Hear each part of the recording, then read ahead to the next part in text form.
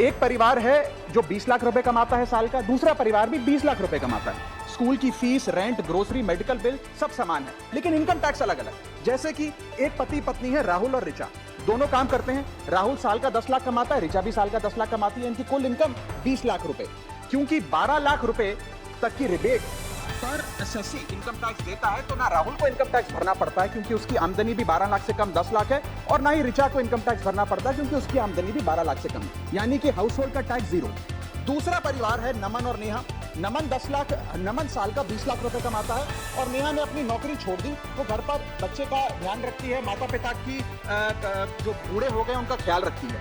Sir, नमन और नेहा की भी फैमिली इनकम 20 लाख है, लेकिन क्योंकि इंडिविजुअल टैक्सेशन है, नमन को 20 लाख के हिसाब से, स्लैब के हिसाब से इनकम टैक्स भरना पड़ता है 1,92,400 रुपए, और वहीं नेहा क्योंकि उसकी इनकम नहीं, उसे टैक्स नहीं भरना पड़ता। यानी कि दो परिवार, सेम इनकम, लेकिन एक परिवार को कोई इनकम टैक्स नहीं भरना और दूसरे परिवार को 1,92,000 का टैक्स भरना पड़ता है। एक ही छत, एक ही किचन, एक ही हाउस होल्ड, एक ही बजट, लेकिन अलग अलग टैक्स। सर, मुझे लगता है कि अगर जॉइंट फाइलिंग ऑफ आईटीआर होगा तो इन मैरिटल कपल्स को इनकम टैक्स की जो रिलीफ है वो ज्यादा मिल पाएगा। इसलिए मैं प्रपोज करता हूं कि भारत में joint filing of income tax return लाया जाए, जिससे मैरिड कपल्स को ऑप्शन दिया जाए कि वे इंडिविजुअल फाइलिंग के साथ साथ जॉइंट फाइलिंग भी कर सकें। अगर ऐसा होता है तो हाउस होल्ड्स को एक इकोनॉमिक यूनिट की तरह रिकॉग्नाइज किया जाएगा, टैक्स इक्विटी दी जाएगी सिंगल इनकम हाउस होल्ड में और डुअल इनकम हाउस होल्ड में।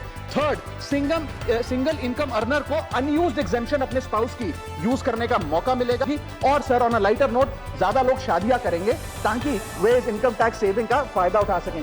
सर, इंटरनेशनल कंपैरिजन मैं करना चाहूंगा। यूनाइटेड स्टेट, जर्मनी, फ्रांस जैसे देशों में जॉइंट आईटीआर का सिस्टम लागू है। सर, हमारा इनकम टैक्स स्ट्रक्चर कंपनियां रिकॉग्नाइज करता है, पार्टनरशिप रिकॉग्नाइज करता है, कॉर्पोरेशन रिकॉग्नाइज करता है, यहां तक कि हिंदू अनडिवाइडेड फैमिली को एज एन एसएससी रिकॉग्नाइज करता है। लेकिन हमारे समाज का मोस्ट फंडामेंटल इकोनॉमिक यूनिट, एक न्यूक्लियर फैमिली, पति पत्नी को as one single economic unit recognise नहीं करता, जो करना चाहिए।